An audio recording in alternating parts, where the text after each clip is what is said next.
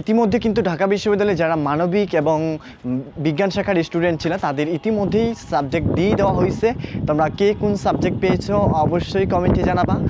আর অনেকেই হয়তো তোমরা তোমাদের কাঙ্ক্ষিত যেই সাবজেক্টটি পড়ার তোমাদের স্বপ্ন ছিল সেই সাবজেক্ট পেয়ে গেছো। যাদের পজিশন আসলে উপরের দিকে ছিল তারা তো যে কোনো সাবজেক্টে পেয়ে যাবে, বাট যাদের পজিশন একটু দূরে বা ওয়েটিংয়ে আছে তারা কখন সাবজেক্ট পাবে বা তারা কি ভাইভায় আসবে কিনা সেই ব্যাপারটা বলি। এখানে হচ্ছে যাদেরকে সাবজেক্ট দেওয়া হয়েছে তারাই শুধু ভাইভায় আসবে, আর যাদেরকে সাবজেক্ট দেওয়া হয়নি তারা কিন্তু ভাইভায় আসতেছে না। কারণ আসতে হবে না, কারণ তোমাকে তো সাবজেক্টই দেওয়া হয়নি, তুমি এখানে ভাইভায় এসে কী করবা। তো পরবর্তীতে যখন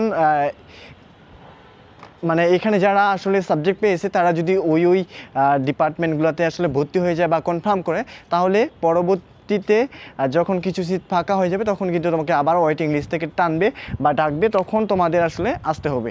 আর এখানে হচ্ছে তোমাদের নোটিশের মাধ্যমেই জানিয়ে দেওয়া হবে যে কত থেকে কত পর্যন্ত তোমাদের ভাইবা হবে, সেটা অবশ্যই নোটিশের মাধ্যমে জানাই দিবে। তোমরা একটু নোটিশটাকে ফলো করার চেষ্টা করবা, নোটিশটা দেখলেই তোমরা বুঝতে পারবা যে কবে তোমাদের ভাইবা হচ্ছে বা কি হচ্ছে। আর এখানে একটা ব্যাপার বলে রাখি, সেটা হচ্ছে ভাইবা নিয়ে অনেকেই ভয় পায়। ভাইবায় তোমাকে কিচ্ছু জিজ্ঞেস করবে না, তোমার শুধু কাগজপত্রগুলো দেখবে আর তোমার নাম আর পজিশন এতটুকুই জিজ্ঞেস করতে পারে, এর বাইরে কিছু খুব একটা বেশি জিজ্ঞেস করে না বা করবেও না, কারণ সবসময় আমরা এটাই হয়ে দেখতেছি বা এটাই হয়ে আসছে।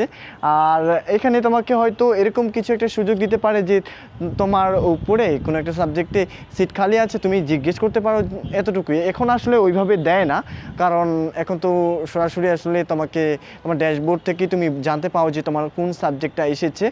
আর তোমরা যারা কাঙ্ক্ষিত সাবজেক্ট পেয়ে গেছো তারা তো মাইগ্রেশন অফ করবা, আর যারা কাঙ্ক্ষিত সাবজেক্ট পাও নাই তারা মাইগ্রেশনটা অন করে রাখবা। কারণ অনেকে হয়তো সেই মানে বিশেষ করে বিজ্ঞান শাখার অনেক স্টুডেন্ট হয়তো প্রথম দিকে অনেকেই হয়তো বিভিন্ন জায়গায় চলে যাবে, যেমন বুয়েটে চলে যেতে পারে, মেডিকেলে চলে যেতে পারে। তো ওই জায়গায় যে সিটগুলো খালি হবে পরবর্তীতে তোমাদের সেই জায়গাগুলো থেকে ওয়েটিং লিস্ট থেকে টানতে পারে বা তোমরা উপরের দিকে যে সাবজেক্টগুলো সেগুলো পেতে পারো।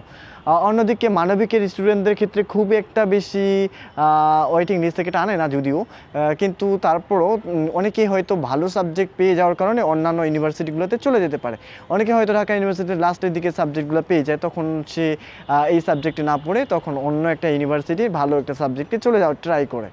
তো এই জন্য হচ্ছে সিটগুলো খালি হয়। আর সিট খালি হলে তোমাকে তো ওয়েটিং থেকেও টানবে এবং তোমার মাইগ্রেশন অন করা থাকলে তুমি উপরের দিকে মানে তোমার লিস্টে তুমি যেই সাবজেক্টগুলো উপরে রেখেছো সেই সাবজেক্টগুলো তুমি পেতে পারো।